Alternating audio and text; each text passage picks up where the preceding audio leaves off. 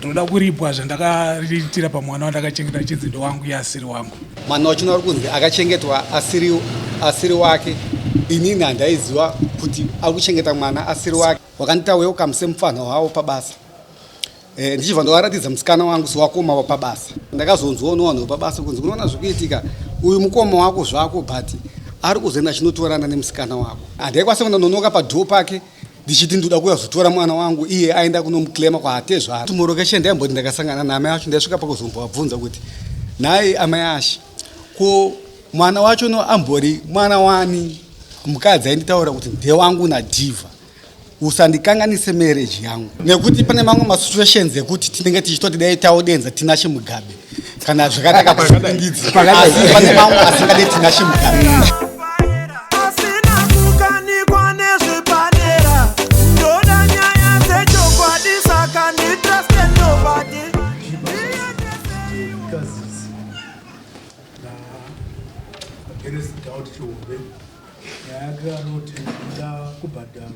Mwana wako wandakachengeta kwemakore 15. Pamusoro mambo, pamusoro makurukota nevose vakateerera vedare tiri kukumbirawo mumhan'ari. Otherwise ari kuti ndoda Chiredzwa ndizvo. Twakumbirawo mumhan'ari dzinyaya yekudare tinzwe. Pamusoro ichangamire pamusoro yodare ndoda kuti ndingoripo zvandakachengeta pamwana uyu wandakachengeta mwana chindo wangu yaasiri wangu. Taurisei tausana wanatsunzwa. Ndoda Kuriphwa zvandakariitira pamwana wandakachengeta chidzidzo wangu yaasiri wangu makore andanyoresa pasamoni. Makore mangani? 14 years. 14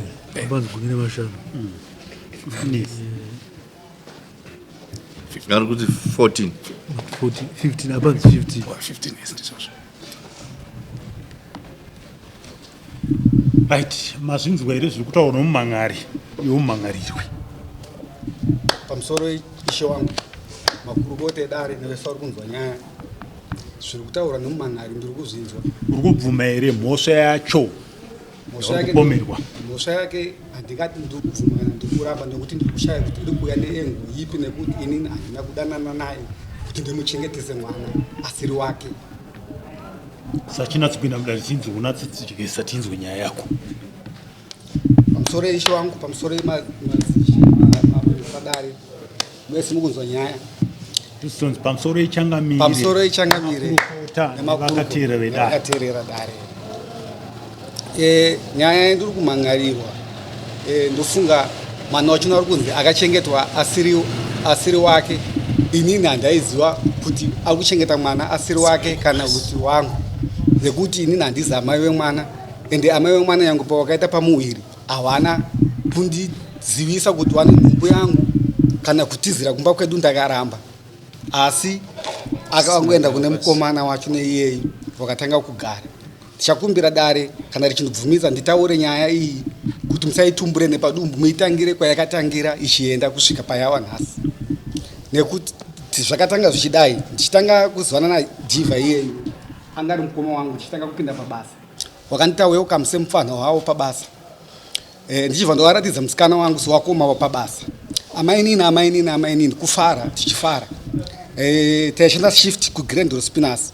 Tofunga mukomana akatenga kuita akatanga kuita zvokuita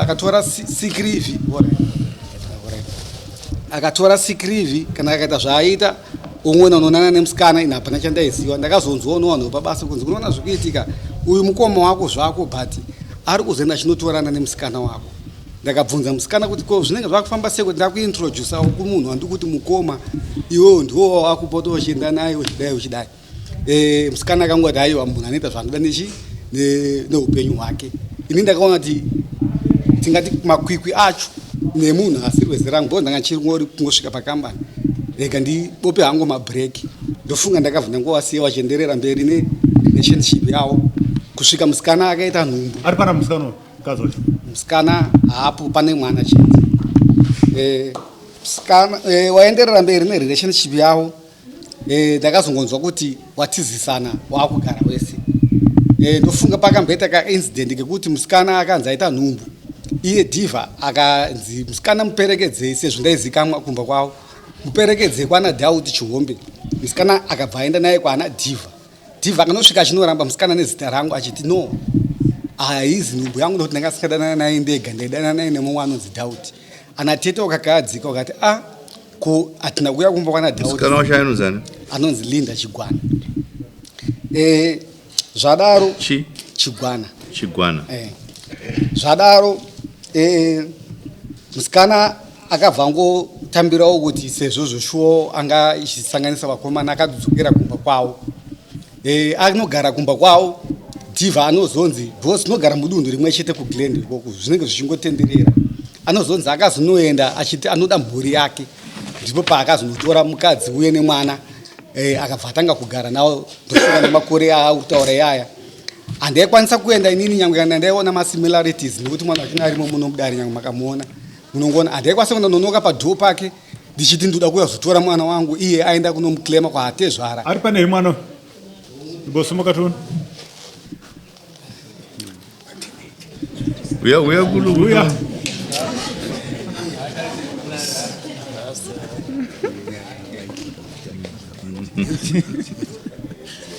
Garap.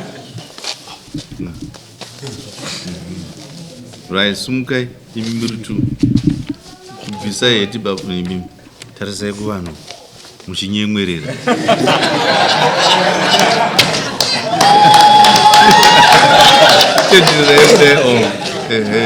Very good.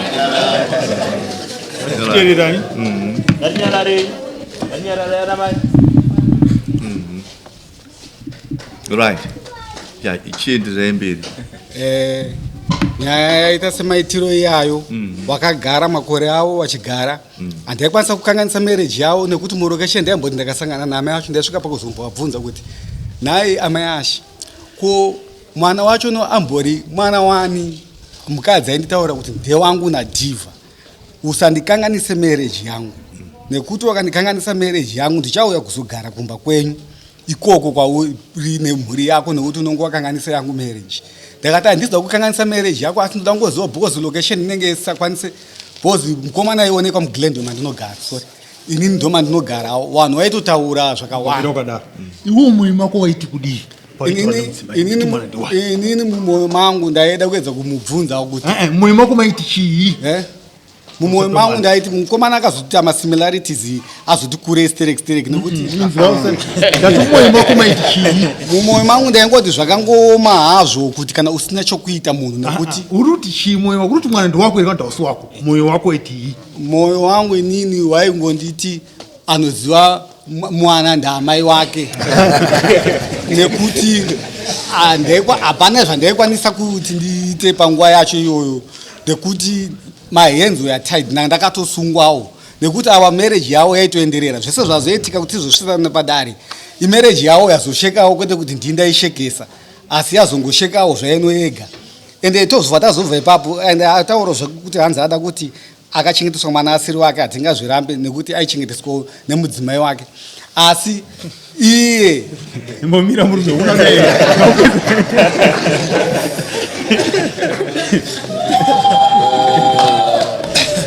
Alright, ekatidai simbo. Iwo nhasi uri kuti kudii nemwana uyu kana kumutarisa? Inini ndikuzoti vaenda paseparation. Ndakutaura iwo kuti chii nhasi nemwana uyu? Inini nhasi ndiri kuti mwana ndiwangu nekuti mwana haarambi.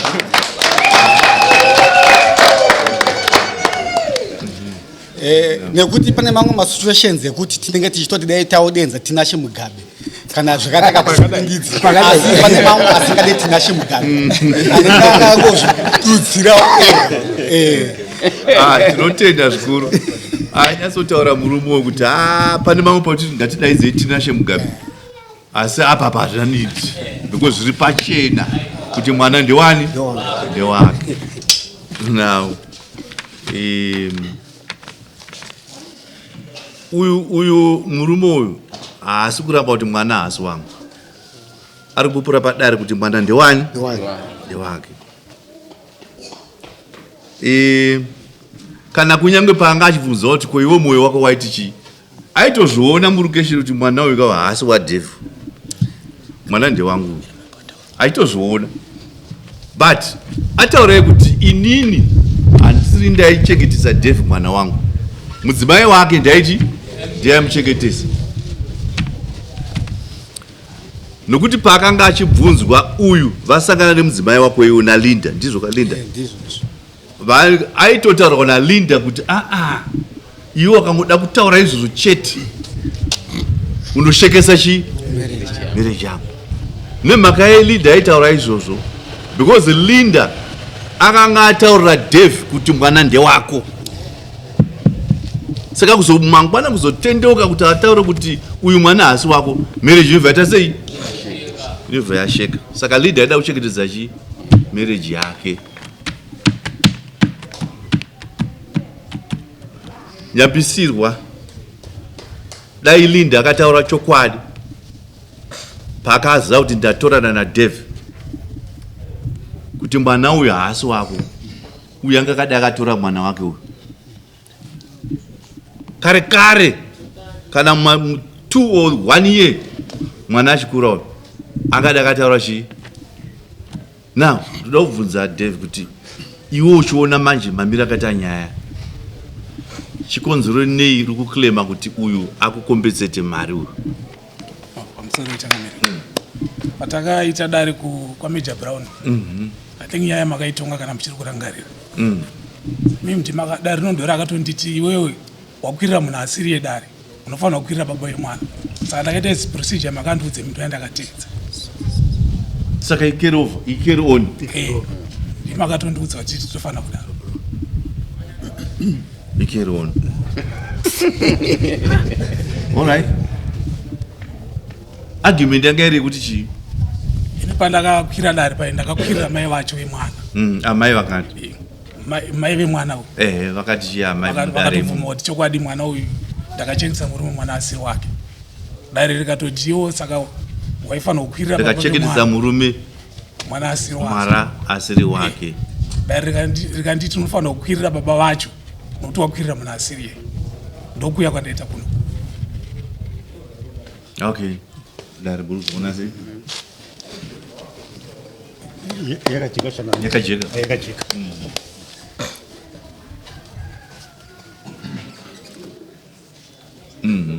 Tianofanira kubvunza uredzo rwake zvichokwadi. Alright, fine. Shandu kuti yakajeka. Wati unonza niwe? Dauti Shombe. Iwe wapombora pamberi pedare rinei. Kuti chokwadi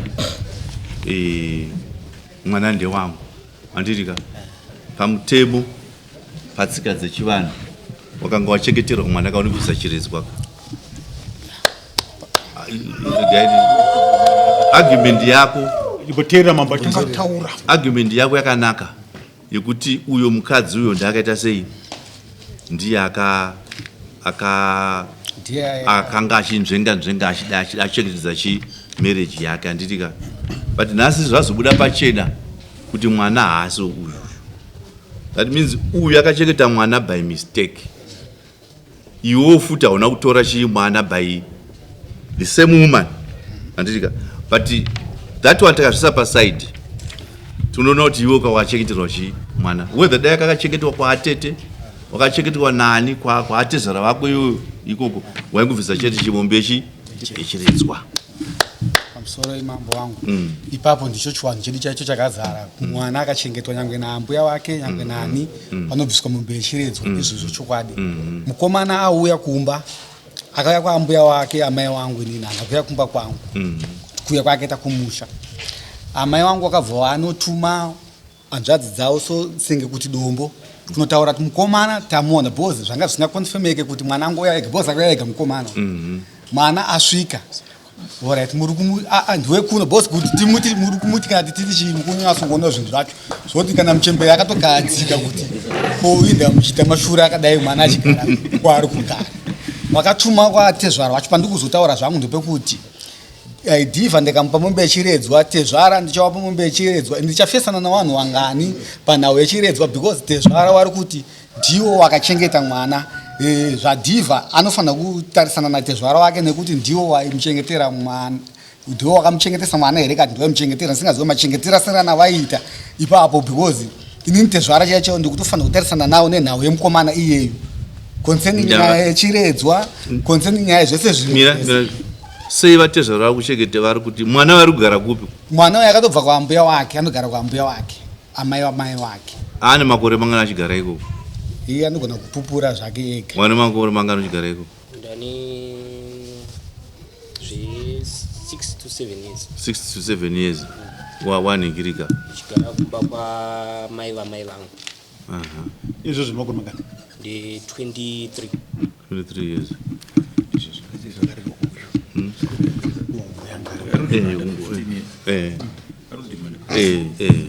Ndizvozvo. Now those are two different pieces. Okay. Iningi yekwatezvara iyo ngatimboisa pasaidi. Ngatitazene adhivha kuti makadhisivhwa nemukadzi mese muri tu, but tsika dzechivanhu dzofanira kuita sei? Dzofanira kungoteedzerwa kuti kana munhu warererwa mwana nemumwe munhu yakauya kwamambo saizvizvizvi, chiredzwa chinofanira kubviswa. Yekwatezera ndeimwewe, ngatipedze yeuzvu. Dare riri kuti bvisa mombe yekuchiredzwa chemwana uzvu. Makabwaira mese pamudzimai makuchifambidzana naye, handisika kuti saka bhadhara mombe yechiredzwa yekukuku.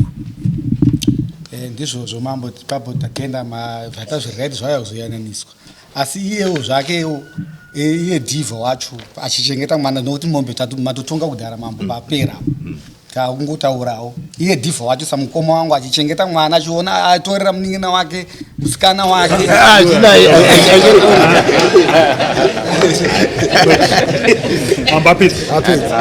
Mambo akataura kutsikosadza hakuna ichi. Now ndakudzokera zvakare pamutemo wechivanhu, mwana akarerwa kurutivi munhu amurera iyeyo anofanira kubhadharwa nemombe yechiredzwa. Hazvina basa kuti wakaita makutukutu akadii and whatever, asi unobvisa mombe yechiredzwa. Ndizvozvo mambo zvakanaka basa yapera.